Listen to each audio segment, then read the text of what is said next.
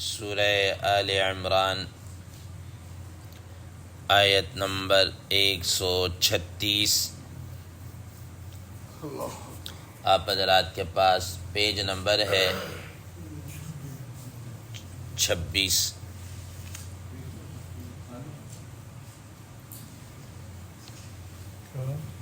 Page number ہے 26۔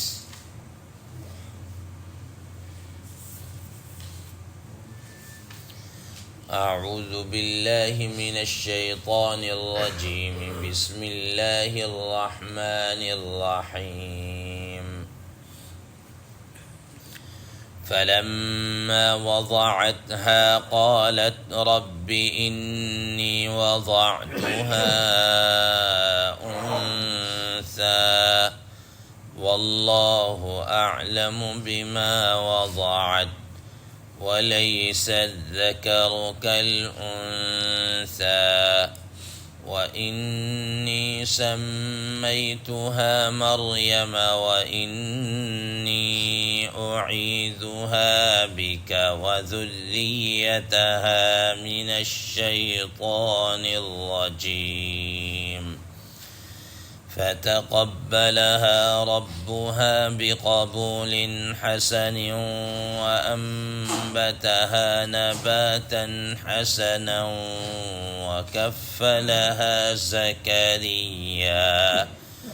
كلما دخل عليها زكريا المحراب وجد عندها رزقا قال يا مريم أنى لك هذا قالت هو من عند الله إن الله يرزق من يشاء بغير حساب صدق الله العظيم۔ اللهم صل على محمد النبي الأمي وعلى آله وسلم تسليما كثيرا كثيرا۔ محترم سامعین کرام، ان آیات کا ترجمہ اللہ تبارک و تعالی ارشاد فرماتے ہیں فلما وضعتها قالت رب انی وضعتها انثى۔ جب حضرت مریم علیہ السلام فلما وضعتها، جب اس نے اس بچی کو جنا، قالت ربی، تو وہ یہ کہنے لگی کہ اے میرے پروردگار، انی وضعتها انثى، کہ میں نے تو یہ حمل لڑکی جن دی ہے، واللہ اعلم بما وضعت، اور حالانکہ اللہ تبارک و تعالی بخوبی جانتے ہیں جو اس نے جنا، ولیس الذکر کالانثی، اور وہ لڑکا لڑکی کی طرح نہیں ہو سکتا، اور نہیں ہے لڑکا لڑکی کے برابر لڑکی کی طرح۔ وَإِنِّي سَمَّيْتُهَا مَرْيَمَ، اور بے شک میں نے اس لڑکی کا نام مریم رکھا، وَإِنِّي أُعِيذُهَا بِكَ وَذُرِّيَّتَهَا مِنَ الشَّيْطَانِ الرَّجِيمِ، اور میں اس کو اور اس کی اولاد کو آپ کی پناہ میں دیتی ہوں شیطان مردود سے۔ فَتَقَبَّلَهَا رَبُّهَا بِقَبُولٍ حَسَنٍ، تو اللہ تبارک و تعالی نے اس مریم علیہ السلام کو قبول کر لیا، اچھے طریقے سے قبول کرنا۔ وَأَنبَتَهَا نَبَاتًا حَسَنًا، اور اس کو اس کی نشو نما فرمائی بہترین انداز میں۔ اور وَكَفَّلَهَا زَكَرِيَّا، اور حضرت زکریا علیہ السلام نے اس کی کفالت کی۔ كُلَّمَا دَخَلَ عَلَيْهَا زَكَرِيَّا الْمِحْرَابَ، جب بھی حضرت زکریا علیہ السلام اس کے عبادت خانے میں یا اس کے کمرے میں داخل ہوتے، وجد عندها رزقا، تو اس کے پاس کھانے کی مختلف چیزوں کو پا لیتے۔ قال یا مریم انّا لکی ھذا، تو وہ یوں کہنے لگے کہ اے مریم انا لکی ھذا، یہ کہاں سے تمہارے لیے آتے ہیں؟ قالت ہوا من عند اللہ، تو وہ کہنے لگی کہ یہ تو اللہ تعالیٰ کے پاس سے آئی ہیں۔ ان اللہ یرزق من یشاء بغیر حساب، بے شک اللہ تبارک و تعالیٰ جسے چاہتے ہیں بغیر حساب کے رزق عطا فرما دیتے ہیں۔ محترم سامعین کرام، حضرت مریم علیہ السلام کی ابتدائی گفتگو ان کی پیدائش کا واقعہ ذکر ہو رہا تھا کہ کیسے ان کی والدہ حنہ بنت فاقوس نے یہ نظر مانی تھی کہ جو کچھ میرے پیٹ میں ہوگا تو میں اس کو اللہ تعالیٰ کے لیے، اللہ تعالیٰ کی عبادت کے لیے وقف کر دوں گی۔ اب یہاں سے اللہ تبارک و تعالیٰ آگے مزید بات کو بڑھاتے ہوئے فرما رہے ہیں فلما وضعتها قالت رب انی وضعتها انثى۔ اب جب انہوں نے اللہ کے لیے وہ حمل وقف تو کر دیا، لیکن اب جس وقت ڈیلیوری ٹائم آیا تو اس وقت جب انہوں نے بچہ جنا تو وہ لڑکی تھی بجائے لڑکا ہونے کے۔ اب ظاہر ہے کہ لڑکا جو کام کر سکتا ہے وہ لڑکی نہیں کر سکتی، دونوں کا دائرہ کار، طریقہ کار کیا ہے، الگ الگ ہے۔ اب انہوں نے اللہ تبارک و تعالیٰ سے یہ فرمایا قالت رب انی وضعتها انثى، گویا کہ ایک طرح سے حسرت کے ساتھ اور افسوس کرتے ہوئے یہ بات کہی کہ میں نے بجائے لڑکا جننے کے لڑکی کیا ہے جن دیا ہے، تو اب اس کو کیا کروں گی؟ حضرات مفسرین کرام رحمہ اللہ فرماتے ہیں کہ ان کے خیال میں تھا کہ لڑکا ہوگا، اور ظاہر غیب تو کسی کے علم میں نہیں ہے، اب پیدا لڑکی ہو گئی، اب اس پہ پریشان کیا میں اس کو کیا کروں؟ لیکن چونکہ انہوں نے نیت نظر مانی ہوئی تھی تو اسی نظر کی وجہ سے انہوں نے پھر اس نظر کو پورا کیا۔ امام اللہ تبارک و تعالیٰ فرما رہے ہیں واللہ اعلم بما وضعت ولیس الذکر کالانثی، کہ اللہ تبارک و تعالیٰ بخوبی جانتے ہیں کہ اس نے کیا جنا ہے، ٹھیک ہے۔ اور اسی طریقے سے آگے فرمایا ولیس الذکر کالانثی۔ حضرات مفسرین کرام رحمہ اللہ فرماتے ہیں کہ یہ جملہ بھی گویا کہ اللہ تبارک و تعالیٰ ہی کا ہے، کہ اب اس کے دو معنی ہو سکتے ہیں، کہ ایک معنی تو جو عام ہے کہ لڑکا لڑکی کی طرح نہیں ہو سکتا، جو کام لڑکا کر سکتا ہے وہ لڑکی نہیں کر سکتی، اور دوسرے نمبر حضرات مفسرین کرام رحمہ اللہ فرمایا کہ اللہ تبارک و تعالیٰ گویا کہ یہ کہنا چاہ رہے ہیں کہ جو اس وقت اللہ تبارک و تعالیٰ عزت وغیرہ یا جو اللہ تبارک و تعالیٰ کے کیا کہتے ہیں قدرت کے مطابق جو کچھ ہونا ہے آگے چل کے، تو گویا کہ وہ فرمایا کہ وہ لڑکا اس کے عشر عشیر کو بھی کیا ہے نہیں پہنچ سکتا، جو اللہ تبارک و تعالیٰ کی طرف سے ان کو عزت وغیرہ ملے گی، اور اس طریقے سے یہ ساری چیزیں وہ لڑکے کو کیا ہے نہیں مل سکتی جو اس وقت ان کے حضرت مریم علیہ السلام کے حصہ میں آئیں گی یا آئی ہیں۔ چنانچہ آگے چل کر ایسے ہی ہوا کہ اللہ تبارک و تعالیٰ نے کیسے حضرت عیسیٰ علیہ السلام کی اس سے پیدائش ہوئی وغیرہ ذالک۔ آگے فرماتے ہیں وَإِنِّي سَمَّيْتُهَا مَرْيَمَ وَإِنِّي أُعِيدُهَا بِكَ وَذُرِّيَّتَهَا مِنَ الشَّيْطَانِ الرَّجِيمِ، کہ اللہ اور فرماتے ہیں کہ میں نے اس کا نام مریم رکھا، اس پیدا شدہ لڑکی کا نام میں نے مریم رکھا۔ حضرات مفسرین کرام رحمہ اللہ فرماتے ہیں کہ مریم اس وقت کی جو عبرانی یا سریانی جو بھی زبان تھی اس میں اس کا معنی عابدہ کا ہے، عابدہ عبادت کرنے والی، عبادت گزار، ٹھیک ہے۔ تو مریم جیسے ہم اپنے عربی یا اردو کے اندر کسی کا نام عابدہ رکھ دیں، ٹھیک ہے، کہ یہ عبادت کرنے والی ہے، تو ویسے انہوں نے اس کا نام عبادت گزار، عبادت کرنے والی سے مریم رکھا کہ مریم کا معنی بھی یہی ہے۔ چنانچہ اب انہوں نے چونکہ نیت بھی مانی ہوئی تھی، نظر بھی مانی ہوئی تھی، اس کے متعلق بھی فرما رہے وَإِنِّي أُعِيدُهَا بِكَ وَذُرِّيَّتَهَا مِنَ الشَّيْطَانِ الرَّجِيمِ، اور ساتھ ہی اس کے یہ دعا بھی ان کے حق میں یہ کر دی کہ اللہ اس کو اور اس کے آنے والی اولاد کو شیطان سے حفاظت میں رکھنا، شیطان کی پناہ میں، شیطان مردود کی کرتوتوں سے میں آپ کی پناہ میں دے رہی ہوں، کہ آپ کی پناہ میں۔ چنانچہ احادیث مبارکہ میں آتا ہے رسول اللہ صلی اللہ تعالیٰ علیہ وسلم نے شاہ فرمایا کہ جس وقت بھی کوئی بچہ پیدا ہوتا ہے تو شیطان اس کو چھوتا ہے، اس بچے کو، بچی ہو بچہ اس کو چھوتا ہے، یا بعض روایات میں آتا ہے کہ اس کو یوں کر کے چونڈی یا اس طرح کی انگلی لگاتا ہے، چوکا سا لگاتا ہے۔ حضرات مفسرین محدثین کرام رحمہ اللہ فرماتے ہیں کہ جس کی وجہ سے بچہ کیا ہے رونا شروع ہوتا ہے، روتا ہے، ٹھیک ہے۔ فرمایا کہ صرف حضرت عیسیٰ علیہ السلام اور ان کی والدہ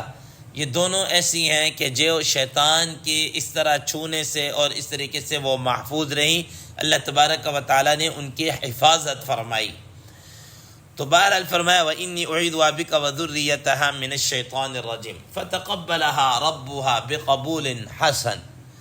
اب روایات میں آتا ہے کہ چونکہ انہوں نے نظر مانی ہوئی تھی، اب نظر کے لیے انہوں نے کیا کیا، جیسے ہی وہ ڈیلیوری ہو گئی، بچی پیدا ہو گئی، کوئی ایک آدھ دن کے اندر ہی اس کو ایک کپڑے کے اندر لپیٹا اور کپڑے کے اندر لپیٹ کر جا کر وہ مسجد اقصیٰ کے جو کمیٹی تھی وہاں پر پہنچ گئی۔ اب وہاں پر جا کر انہوں نے، روایات میں آتا ہے کہ چونکہ وہاں کی کمیٹی کے تقریباً کوئی 29 قسم کے افراد تھے کہ جس میں کوئی پانی کا جس کے ذمہ تھا، کسی کے ذمہ روشنی وغیرہ کا بندوبست کرنا، کسی کے ذمہ صفائی کرنا، کسی کے ذمہ مینٹیننس وغیرہ کا، کسی کے ذمہ کچھ، کسی کے ذمہ کچھ، مختلف مطلب ہے کہ اس طرح کی خدمتیں انہوں کے ذمہ سپرد تھیں، اور اس وجہ سے وہ کیا تھے، کمیٹی کے وہ وہاں کے اس وقت کے افراد تھے۔ چنانچہ حضرت مریم علیہ السلام کو لے کر ان کی والدہ حنہ بنت فاخوذ وہاں پر پہنچ گئی اور ان کے حوالے کر دیا کہ میں نے ایسے نظر مانی تھی، لیکن اب اس نظر ماننے کے اندر چونکہ میں تو سمجھی تھی لڑکا ہوگا، لیکن یہ تو لڑکی ہوئی، لیکن میں نظر مانی، اب یہ آپ کے حوالے ہے، یہ آپ کے حوالے ہے۔ اور چونکہ ان کے والد جو حضرت عمران بن ماتان رحمہ اللہ تھے، وہ اس مسجد اقصیٰ کے امام اور خطیب رہے اور لوگوں کی تربیت اور یہ کرتے رہے، اور اس وقت جس وقت مریم علیہ السلام کی پیدائش ہوئی تھی تو اس وقت ان کے والد ماجد فوت ہو چکے تھے، کیونکہ والد کی موجودگی میں تو والد کا ہی حق ہوتا ہے اس کی کفالت کرنے کا، لیکن وہ نہیں تھا، وہ فوت ہو گیا۔ اب انہوں نے جا کر ان کے سپرد کر دیا۔ اب آگے چل کر یہ آئے گا کہ اب وہ جو کمیٹی کے جو افراد تھے، ہر ایک اس بات پر خواہش کرنے لگا کہ یہ بچی ہمارے پاس آئے اور ہم اس کی کیا کریں، کفالت کریں، میں اس کی کیا کروں، ہر ایک بندے کی خواہش میں تھی کہ میں اس کی کیا کروں، کفالت کروں۔ اب ادھر حضرت اسی کمیٹی کے جو افراد میں حضرت زکریا علیہ السلام بھی اس کے اندر موجود تھے۔ حضرت زکریا علیہ السلام حضرت مریم علیہ السلام کے خالو لگتے تھے۔ حضرت حنہ جو ان کی والدہ تھی، ان کی ایک اور ہمشیرہ جس کا تاریخی کتابوں کے اندر ایشاع یا اشعاش کو اس طرح کا نام ذکر کیا جاتا ہے، وہ ان کے خالہ تھی اور حضرت زکریا علیہ السلام کے عقد میں تھی۔ تو انہوں نے کہا کہ میں اس کا کیا ہے، زیادہ حقدار ہوں کہ میرا اس سے رشتہ بھی ہے، اور یہ اس طریقے سے، جیسا کہ روایات میں آتا ہے کہ حضرت